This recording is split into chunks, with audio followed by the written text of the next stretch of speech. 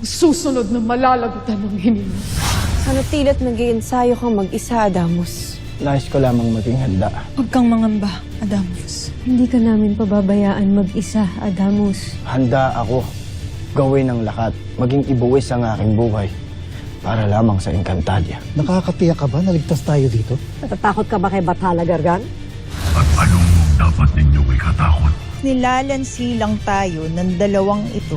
Buo ang aming loob sa pagbibigay ng aming pananampalataya kay Bathala Gargan. Kaya't ipinapangako ko sa iyo, Tam, hindi lamang sa biro ang aking ibibigay sa iyo, kundi maging ulo ng iyong hara at drama.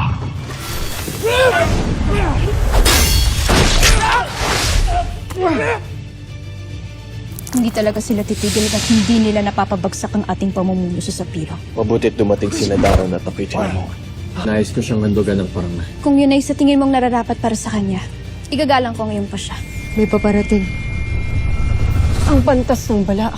Siya ang tumulong sa amin upang maibalik ang iyong Evetres sa iyong katawan, Ter. Avisala, Eshma. Nais ko makita ang aking anak, si Mitena. Abisala, aking anak. Kay lakas ng loob ng tawagin akong anak. Nandito ako, anak, para humingi ng tawad sa'yo.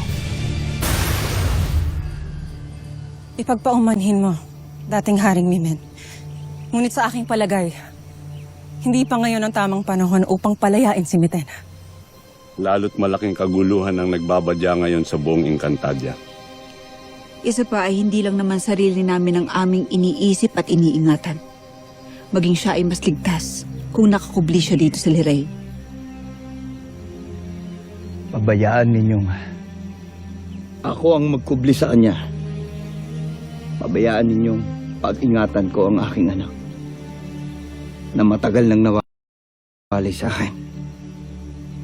Kung iisipin, wala namang ginagawang masama si Mitena nitong mga huling araw. Bagkus ay tumutulong at nagbibigay babala pa siya sa atin. Okay, to be fair, medyo behaved nga siya lately. Totoo, Ashti. Well, bukod dun sa isang beses na kirampihan niya yung mga kontrabida nung inaagaw nila yung katawan mo, Tera. Hindi ba't tumulong ako sa inyo noon? Hindi ba't kami sinubukan mo pa? Amen? Samara. Kung ako ang tatanungin, magbibigay din kami ng pagsubok upang tiyakin kung tunay nga ang iyong hangarin. Yung mga panahon na natulungan ko kayo noon para maibalik ang buhay ni Tera. Ni isa ay hindi ako humingi ng kapalit sa inyo. Ngunit ngayon lamang ako hihiling.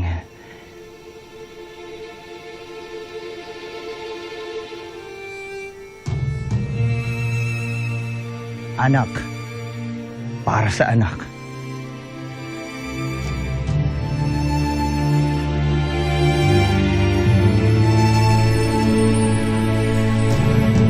Isang kahangalan na kayo ay nagpunta rito. Kay rami ninyong ngunit hindi nakuha si Soldarius.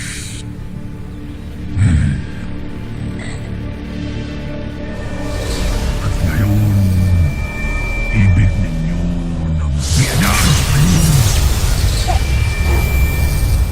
At pag-ilumin ng inyong mga sugat. Pagkatapos ng inyong kabiguan,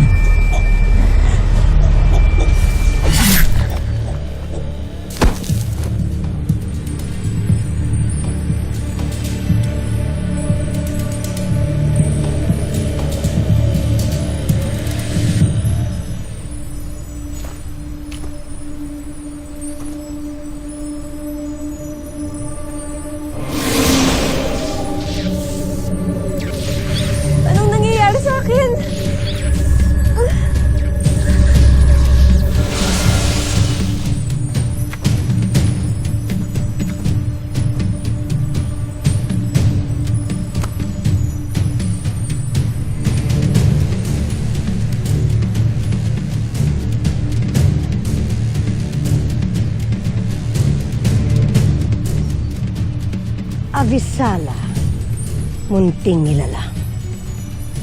Tiyak na matutuwa si Gargan sa aking magiging alay sa kanya.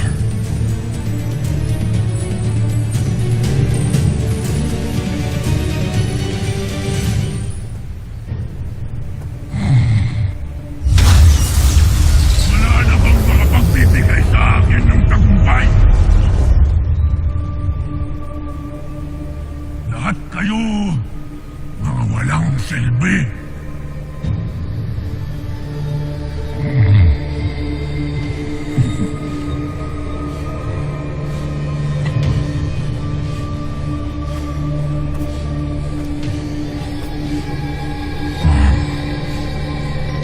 Hindi lahat Bathalang Gargan. Tanggapin niyo ang aking handog sa inyo.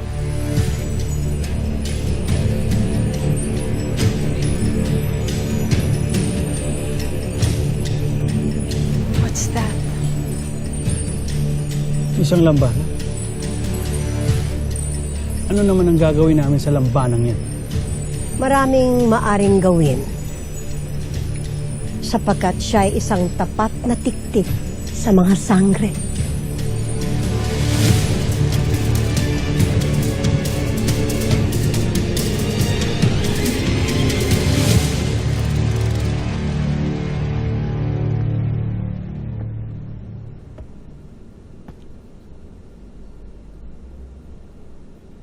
Itena.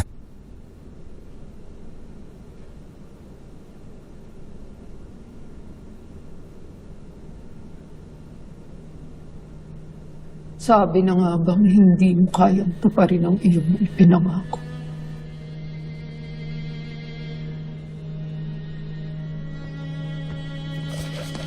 Sa utos ng Haralena, ikaw ay malaya na Mitena. Simula pa lamang ito ng aking pagbawi sa aking mga nagawang kasalanan sa iyo, anak.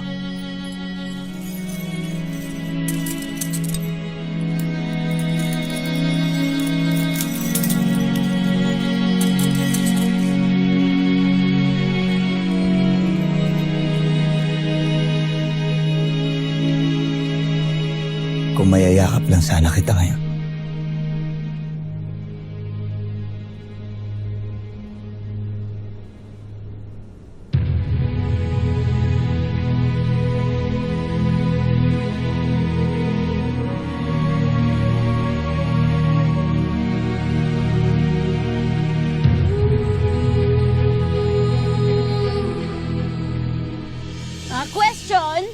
Question, tanong lang naman to, ha? Nagtatanong lang ako. Okay lang talaga sa inyo na ayos sa mga puso ninyo talaga.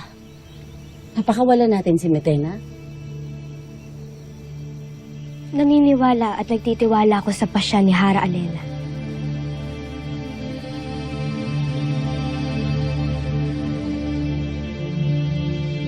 Okay. Di kung okay naman sa inyong lahat. Bakit pa ako lalaban? Okay. Buti na lang talaga mabilis natapos yung meeting natin kanina. Adamus, ang hirap harapin ng nanay mo pag may tinatagong sikreto. Hindi pa ba natin sasabihin kay Ashti ang tungkol sa pangitain, Adamus? Ngayong nakalaya na si Mitena, baka maaari siya na lamang ang magsabi kay Ashti.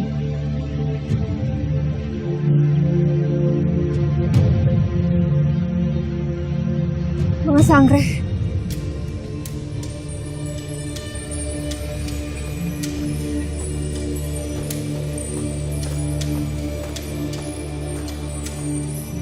Brigit, bakit ganyan ang iyong itsura? Anong nangyari sa'yo? Nandakip ako ni Nagargan. Salamat na lang at ako'y nakatakas. Pati si Ricky tayo nagawa ninyong saktan.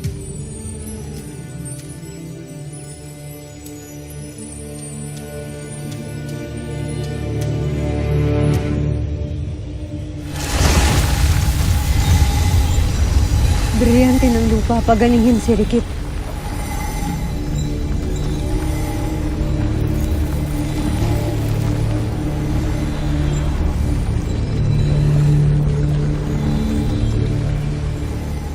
Hindi ko man mapasok ang inyong mga kaharian. Mayroon naman ako bagong mata sa loob.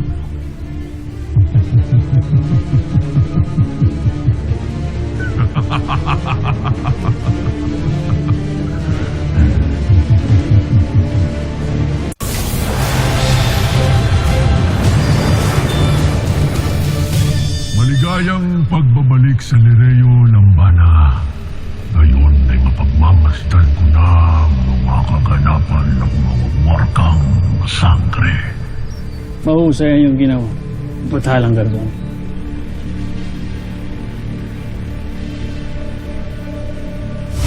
Ano naman ang gagawin namin sa lampanan niyo? Maraming maaring gawin. Sapagkat siya ay isang tapat na tiktik sa mga sangre. Kung gano'n, nararapat ng paslang niyo. Ako nang tatapos sa buhay. Batid ko ang silbi ng tiktik na lambana. At nakatitiyak akong tiwala silang lahat dito sa unting nilalang na ito.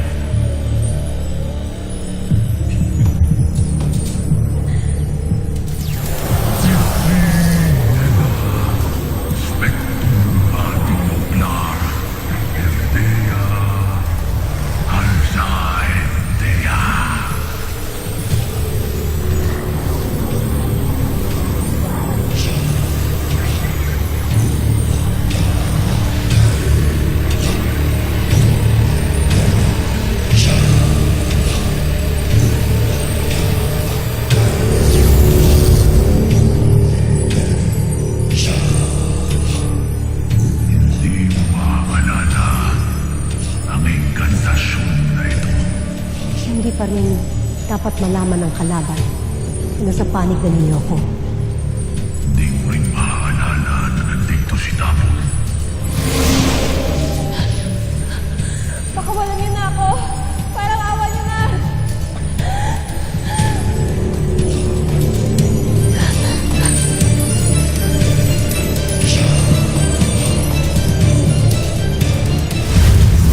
Abesala Esma sa ating bagong kakampi. Mainam na naragdagan tayo ng kapanalig. Kahit na tayo'y bigo sa pagpaslang kay Soldarius.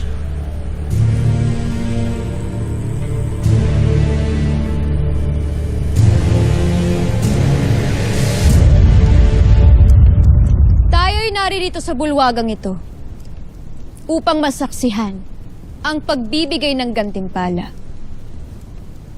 sa dalawang Miniavi na nagligtas ng buhay ng ating mahal na Rama Soldarius. Abisala Eshma, sa inyong pagligtas sa aking bana. Lahat ay gagawin ko para sa iyo, Hara Armea.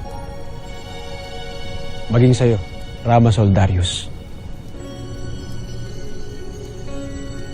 At bilang gantimpala, ay napagpasyahan namin ng mahal na Hara Armea ang kanilang pabuya. Isang parangal para sa isang bayani ng Sapiro.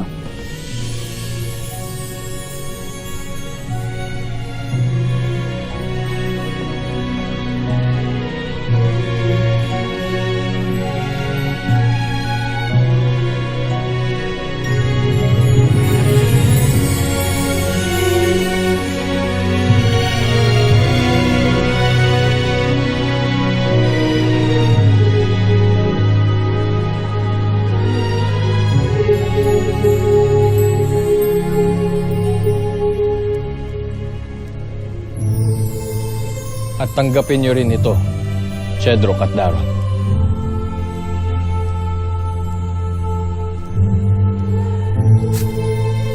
Abisala Eshma, mahal na Rama. Mahal na Hara.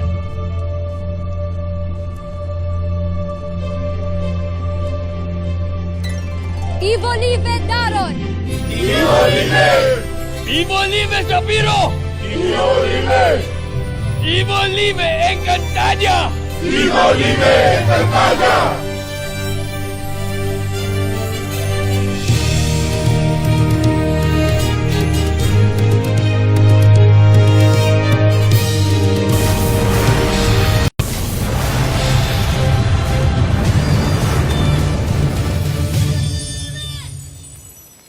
Pumayag man ang Hara Alena sa inyong paglisan, ay may mga kondisyon pa rin kayong kailangan ninyong sundin. Lalo ka na, Mitena.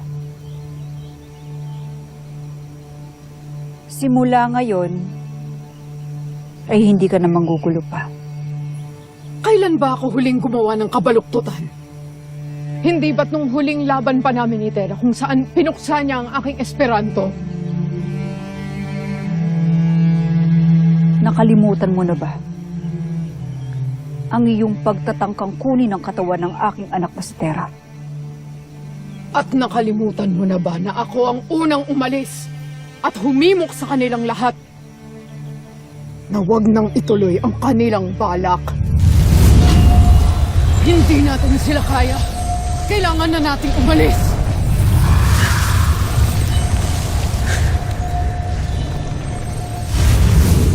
Kahit na iniisip ninyo na ako ay nasa panig ng kalaban, ako ang tumutulong sa inyong lahat.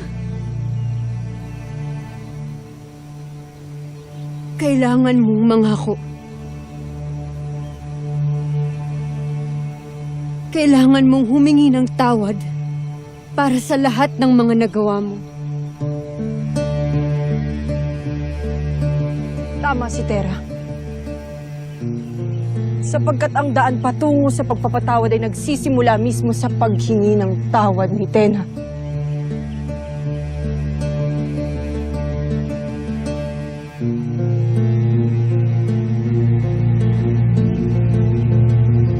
Kung gano'n ay Poltre.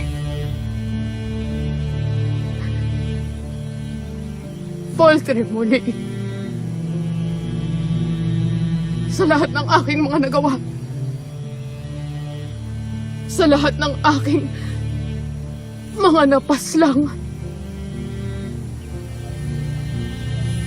At sa lahat ng aking mga nawasa.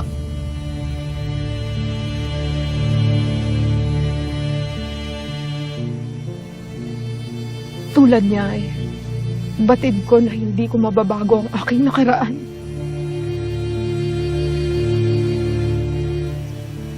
Ngunit hayaan niyo sana ako na magsimula muli.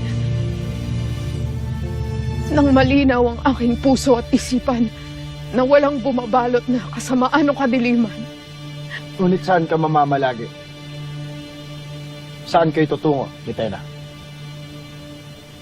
Kayo ba yung magbabalik sa Miniabi?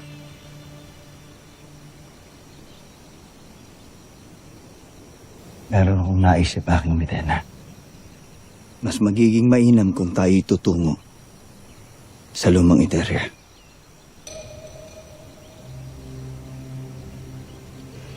Ngunit, bakit tayo tutungo sa isang lugar na isinumpa? Dahil ba ako ay isang sumpa? Hindi, aking Mitena. Kahit nasabihin natin na ang Eteria ay sinumpang lupa, nananalaytay pa rin sa iyong dugo ang pagiging isang Eterian. Na tanging siya lamang ang may karapatan at kapangyarihan na baguhin ang Eteria. Nasa iyong kapalaran na iangat at baguhin ulit. Bigyang buhay ang bagong Eteria.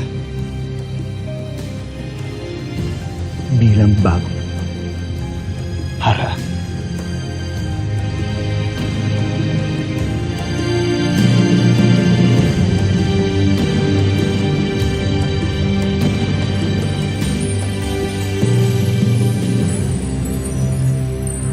Masarte, Mitena. Mainam at nariyan din pala ang iyong malimukhang ama.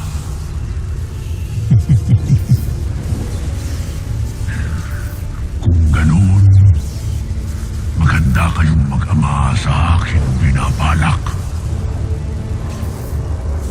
Ganun na rin kayong mga sangre.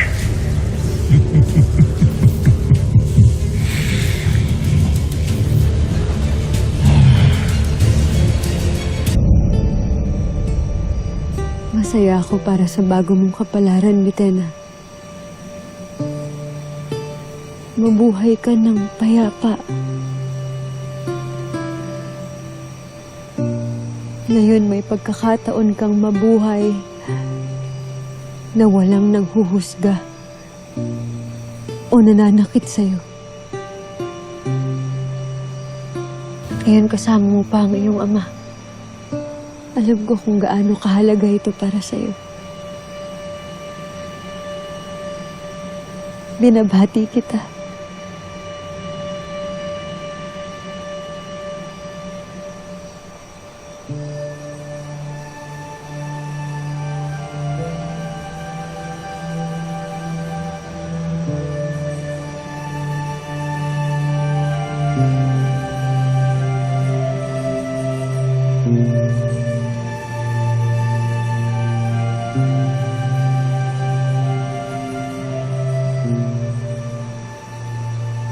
Paalam. Aking kaibigan.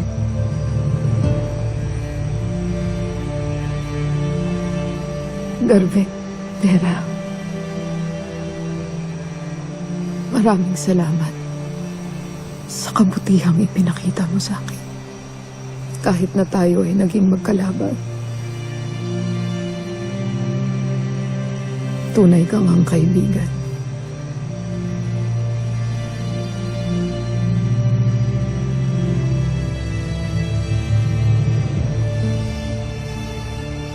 Paalam sa aking kaibigan.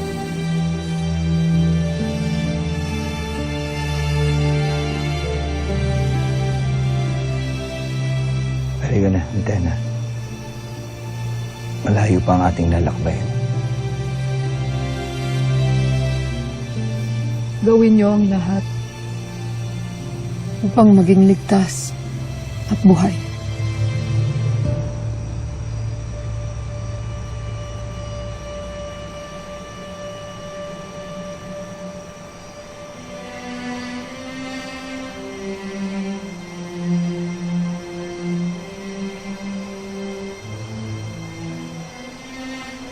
At ikaw rin. Mag-iingat ka, kaibigan.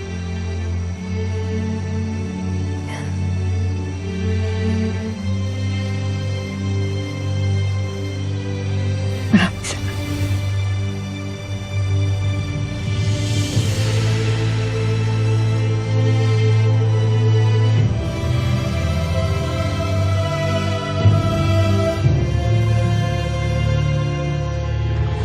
Hindi mo kailangan magkaila sa akin, Adamos. Kung nararamdaman mo man yun o natin, wala naman sigurong masama kung napalapit ng ganito. Ibinamigay mo ang gintong pabuya na nagmula sa Hara sa isang gusgusing alipin na nagmula sa mga mundo ng tao? Ako si Ilyas! Malaki ang magagawa ng kapatawaran mo, Mitena, para sa ating dalawa. Ito naman ang magiging susi ko sa pintuan ng Tebas. Tebas. Lahat tayo ay papanaw sa takdang oras.